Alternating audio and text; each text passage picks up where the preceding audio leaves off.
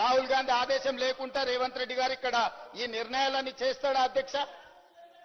వారు చెప్పినటువంటి సూచనలు నేను చివరిలో ముగింపులో చెప్తాను. ఇక్కడ కొన్ని విషయాలు డెఫినెట్గా చర్చ జరగాల్సిందని చెప్పి నేను భావిస్తున్నా అధ్యక్ష. దేశంలో ఒక విచిత్రమైనటువంటి పరిస్థితి అధ్యక్ష. చాలా విచిత్రమైన పోకడలు కూడా కొన్ని చూస్తూ ఉన్నాం. కొన్ని వింత వింత ధోరణులు కూడా అనేక సందర్భాల్లో వీఆర్ కమింగ్ అక్రాస్. అవి ఎట్లెందుకు జరుగుతున్నాయి, ఏంది అని ఆలోచించాల్సిన అవసరం ప్రతి ఒక్కరి మీద ఉంటుంది అధ్యక్ష. ప్రక్రియలో, ప్రజాస్వామ్య ప్రక్రియలో జాతి నిర్మాణ రంగంలో పనిచేసేటువంటి ప్రతి వాళ్ళు కూడా దాన్ని తీవ్రంగానే ఆలోచించాలి అని చెప్పి నేను ప్రార్థిస్తా ఉన్నా అధ్యక్ష.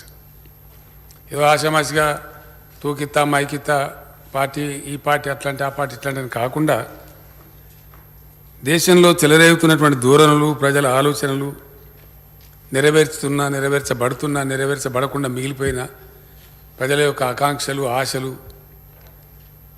మధ్యలో చెలరేగేటువంటి ప్రజల యొక్క ఆక్రోశాలు, వీటన్నిటి సమాహారంగా డెఫినెట్గా ప్రజా జీవితంలో ఉండేటువంటి వాళ్ళు దీర్ఘమైనటువంటి తీవ్రమైనటువంటి ఆలోచన, చర్చ జరపాల్సినటువంటి అవసరం ఉంటుంది అధ్యక్ష. అట్లాంటి చర్చలకు వేదికనే ఈ పవిత్రమైనటువంటి దేవాలయం లాంటి శాసనసభ అని నేను భావిస్తున్నాను అధ్యక్ష. శాసనసభలు, చట్టసభలు దురదృష్టవశాత్తు జబ్బలు చేసుకుంటూ మాట్లాడు, సబ్జెక్ట్స్ ఇచ్చిపెట్టి ఇంకేందో మాట్లాడు, రకరకాల పెడదూరలు కూడా శాసనసభలలో కూడా ఈవెన్ పార్లమెంట్లో కూడా కనపడతా ఉన్నాయి అధ్యక్ష. అది బాధాకరం. 75 సంవత్సరాల స్వతంత్ర దేశంలో ఈరోజు కూడా ఎందుకు నేను ఆ మాట అంటున్నాను అధ్యక్ష, పెడధోరణులు, విచిత్రమైన ధోరణులు, పక్షపాత వైఖరులు ఎందుకు కనపడవలసి వస్తుంది ఈ దేశంలో? ఏం కారణం? తీవ్రంగా మనం ఆలోచన చేయాలి ఈ విషయంలో. అవి మిటిగేట్ కావాలి. తాత్కాలికంగా ఉన్నా డెఫినెట్గా తీవ్రంగా మనం ఆలోచన మిటిగేటెడ్ అధ్యక్ష. ఇక ఎప్పటి మాదిరిగానే ఇప్పుడు కూడా ఈసారి కూడా కేంద్రం పెట్టినటువంటి బడ్జెట్లో మనకు చాలా తీవ్రమైన అన్యాయం చేసింది. అది నేను చెప్పాల్సిన అవసరం లేదు. బడ్జెట్ చదివిన విజ్ఞులందరికీ తెలుసు. సింపుల్గా అధ్యక్ష, ఇక 96 కథలు చెప్పే బదులు దేశంలో 157 మెడికల్ కాలేజీలు ఇస్తే తెలంగాణ రాష్ట్రానికి ఒకటి రాదు. తీవ్రంగా మనం వాళ్ళని ఏమనుకోవాలి అధ్యక్ష? అది ప్రజాస్వామ్యమా, ఫెడరల్ స్ఫూర్తి? ఎప్పటి మాదిరిగానే ఇదే ఫెడరలిజం అంటారా? కోఆపరేటివ్ ఫెడరలిజం అంటే ఇదే అనుకోవన్నా? ఇది దేనికి సంకేతం? ఇది ఒక తెలంగాణ కాదు, ఇట్లా ఎవరి ఏడలో జరిగినా కూడా కరెక్ట్ కాదు. ఏ ఒక్క విషయంలో జరిగినా కూడా కరెక్ట్ కాదు. కొన్ని బస్సులు రాకపోతే ఎట్లా బాధ ఉంటుంది? డైట్ ఛార్జీలు కట్టలేని పిల్లలకు కడుపు నిండా తినలేకపోతే ఏ బాధ ఉంటుంది? Definitely we welcome it. అవి ఉన్నట్టయితే తప్పకుండా దాన్ని సమీక్ష చేయవలసిందే, న్యాయం జరగాల్సిన సమస్య ఉంది కాబట్టి వారు చెప్పిండ్రు. వరదలు వచ్చినప్పుడు అనూహ్యంగా తాటి చెట్టు గొయ్యిలు పడి, నేను అదే ఫైనాన్స్ మినిస్టర్ గారు కూడా పిలిచి మాట్లాడాను. మీరు ఏమైనా ఇచ్చిండ్రా? మనం జరిగినటువంటి వరద నివారణలో అక్కడక్కడ కొన్ని జరిగినాయి కదా, పర్టికులర్ గోదావరి ప్రాంతంలో, ఇంకేం ఇవ్వలేదు, నివేదికలు రాలేదు, వస్తే డెఫినెట్గా ఇస్తామని వారు చెప్తా ఉన్నారు. ప్రొవిజన్ కూడా ఉంది, బడ్జెట్లో కూడా పెట్టుకున్నాం. ఎందుకు మాట్లాడతారు? బట్టి విక్రమార్క గారు కూడా మాట్లాడుకునే విషయాలు చెప్పిండ్రు. ఆ ముచ్చట ఎందుకు చెప్తారు? అక్కడే ఉంది కాబట్టి, అవసరం ఉంది కాబట్టి, ఆ నీడ్ ఫుల్ఫిల్ కావాలని సదుద్దేశంతో చెప్తారు. ప్రజల పక్షాన, ప్రజల గొంతుగా చెప్తారు.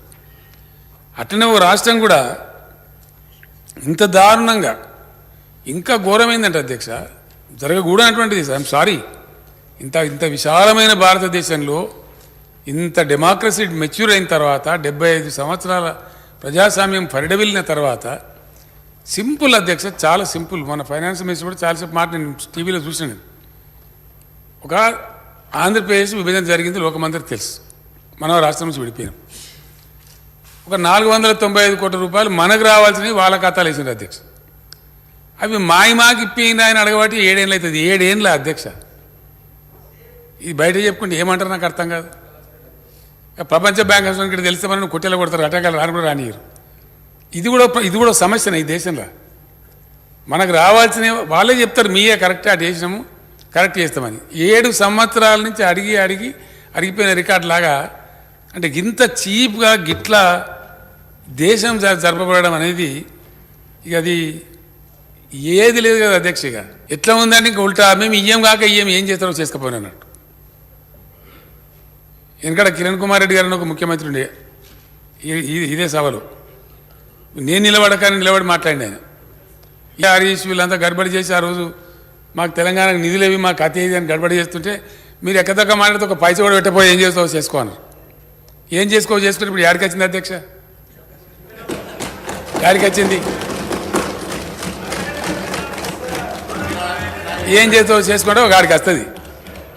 అంటే అంత మితిమీరి ఎవరైనా సరే అట్లా అహంకారపూరితంగా ప్రస్తుతం ఏదో ఈ నిమిషానికి మా చేతిలో అధికారం ఉంది కదా, మేమే కర్తలం, మేమే దర్తలం, మేము ఏదైనా చేయగలుగుతాం అనేటువంటి పద్ధతి ప్రజాస్వామ్యానికి స్ఫూర్తి కాదు, ప్రజాస్వామ్యానికి మంచిది కాదు.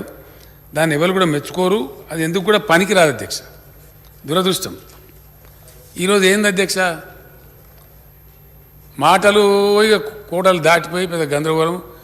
ఉపన్యాసం వింటే మైకులు వలిపోయి 2 గంటలు 3 గంటలు పెద్ద భయంకరమైనటువంటి కథ. ఏందిరా కథ అని వెనకకి మరి చూస్తే మంచినీళ్ళు దిక్కులేవు, సాగునీళ్ళు దిక్కులేవు, కరెంటు దిక్కులేవు. అంతకంతే ఇక కథ ఏంది? మంచినీళ్ళు ఎక్కడ దిక్కులేవు? ఢిల్లీ రాజధానిలో లేవు అధ్యక్ష. ఒక్కొక్క మాట ఎడిగిపోతా అంటే ఓ ఇట్లా పోయి ఇప్పుడు పోయి ఆడిపోతుంది అన్నట్టు ఉంటుంది. మంచినీళ్ళు ఉండయి, కరెంటు ఉండయి, సాగునీళ్ళు ఉండయి. అది కథ. వెరసి మన భారతదేశం యొక్క చరిత్ర ఏంటంటే ఇది కథ. మినిమం బేసిక్ నీడ్స్ అవి కూడా కావు. దాని ఫలితం ఏంది అధ్యక్ష? 75 సంవత్సరం ఇన్ని సంపదలు ఉండి, ఇన్ని నీళ్లు ఉండి, ఇంత భూమి ఉండి, ఇంత ఖనిజ సంపద ఉన్నటువంటి రత్నగర్భ లాంటి ఈ దేశంలో ఈవెన్ టుడే అమెరికాలో ఎవరికన్నా పిల్లగానికో అమ్మాయికో గ్రీన్ కార్డు దొరికిందంటే వాళ్ళ తల్లిదండ్రులు ఇక్కడ దావత్ చేసుకొని పార్టీ ఇస్తారు అధ్యక్ష. You know my son got green card in America, please come to the party in the evening అని సాయంత్రం పిలిచి పార్టీలు ఇస్తాను. అంటే ఎక్కడున్నాం మనం? ఇప్పటికీ 20 లక్షల మంది అధ్యక్ష బీజేపీ అధికారం చేపట్టిన నాటి నుంచి నేటి వరకు 20 లక్షల మంది భారతీయులు మన ఇండియన్ సిటిజన్షిప్ వదిలేసుకున్నారు అధ్యక్ష. భారత పౌరసత్వాన్ని వదిలేసుకున్నారు. ఎందుకు పోతారా అధ్యక్ష దేశం వదిలిపెట్టి? ఉన్న ఊరిని కన్నవారిని వదిలిపెట్టి వాళ్ళని పోతారా? చక్కదనం ఉంటే ఎందుకు పోవాల్సి వస్తుంది? సిటిజన్షిప్ వదులుకునేటువంటి దౌర్భాగ్యం ఏంది?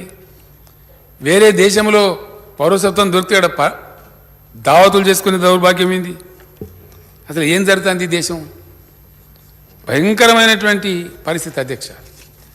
ఈ మధ్య నేను బయట ఒక మాట చెప్తా ఉన్నా, తమరు కూడా చూసుంటారు పేపర్లలో. ఎన్నికలు జరిగినప్పుడు పార్టీలు గెలుతానని, నాయకులు గెలుతాను కానీ ప్రజలు ఓడిపోతారు అధ్యక్ష. అది దురదృష్టం. ఈ దేశం చేసుకునే దురదృష్టం.